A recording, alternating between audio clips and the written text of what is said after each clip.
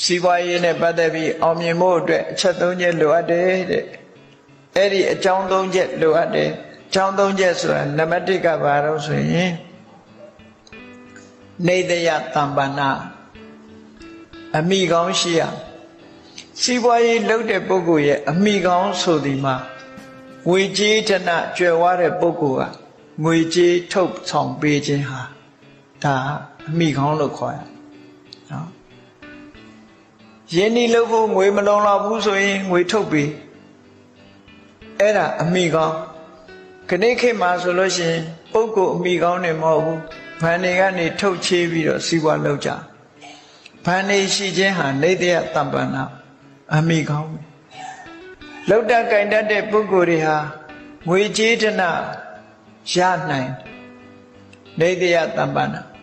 ရှေးတုန်းကတော့ချမ်းသာကြွယ်ဝတဲ့ပုဂ္ဂိုလ်တွေကအရင်းနှီးတွေကိုထုတ်ပေးလေးရှိကြအဲ့ဒီအရင်းနှီးတွေကိုအခြေခံပြီးတော့ရောင်းတတ်ဝယ်တတ်တဲ့ပုဂ္ဂိုလ်တွေဟာအမြတ်တွေရပြီးတော့ချမ်းသာကြွယ်ဝသွားကြတယ်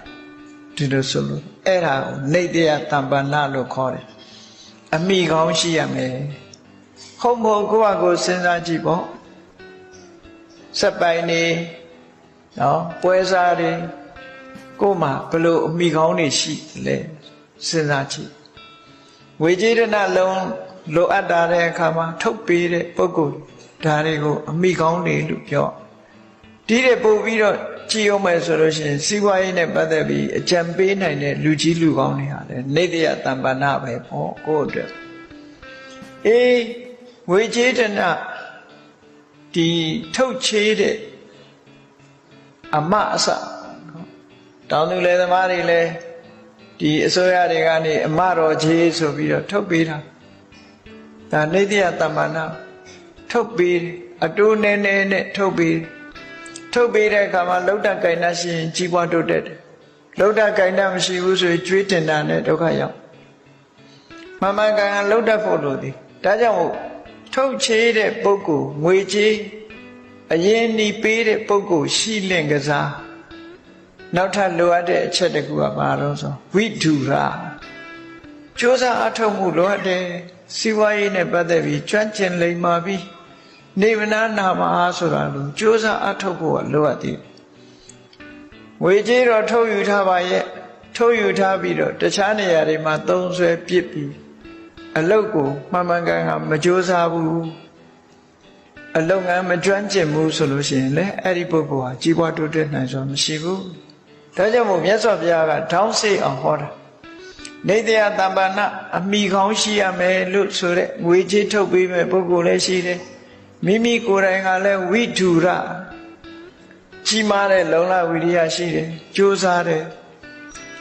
အေးကြိုးစားရရလာလို့ဆိုမရဘူးနောက်တစ်ခုလိုအပ်ချက်ကဘာတော့ဆိုစက္ခုမှာစီးပွားရေးအမြင်ရှိရမယ်အယောင်းဝယ်လုပ်တဲ့အခါမှာအမျောအမြင်ဟာအမတန်မှအရေးကြီးတယ်ဒီချိန်ဒီကုန်အရေးကြီးတယ်ဟိုချိန်ဟိုကုန်အရေးကြီးတယ်အရင်ကဘယ်လောက်ရှိတယ်အမြတ်ကဘယ်လောက်ရှိတယ်ဆိုတာတွေကိုတွက်တက်ချက်တက်တဲ့စီးပွားရေးမျက်စိစီးပွားရေးအမြင်ရှိရမယ်ဟောမြတ်စွာဘုရားကဒီသုံးခုကိုဟောထားတာဒီသုံးခုနဲ့ပြည့်စုံလို့ရှိရင်တဲ့စီးစိမ်ဥစ္စာတွေမှာမကြခင်မဲ့ဖွံ့ဖြိုးတိုးတက်သွားနိုင်ပါတယ်လို့ဟောတာဟုတ်မဟုတ်ကိုယ်တိုင်လုပ်ကြည့်ပေါ့နော်ကိုယ်တိုင်လုပ်ကြည့်မြတ်စွာဘုရားကအစဉ်တိုင်းဘယ်လိုဟောတော့ဆိုစက္ခုမှာစီးပွားရေးအမြင်ရှိရမယ်နံပါတ်1ဝိဓုရ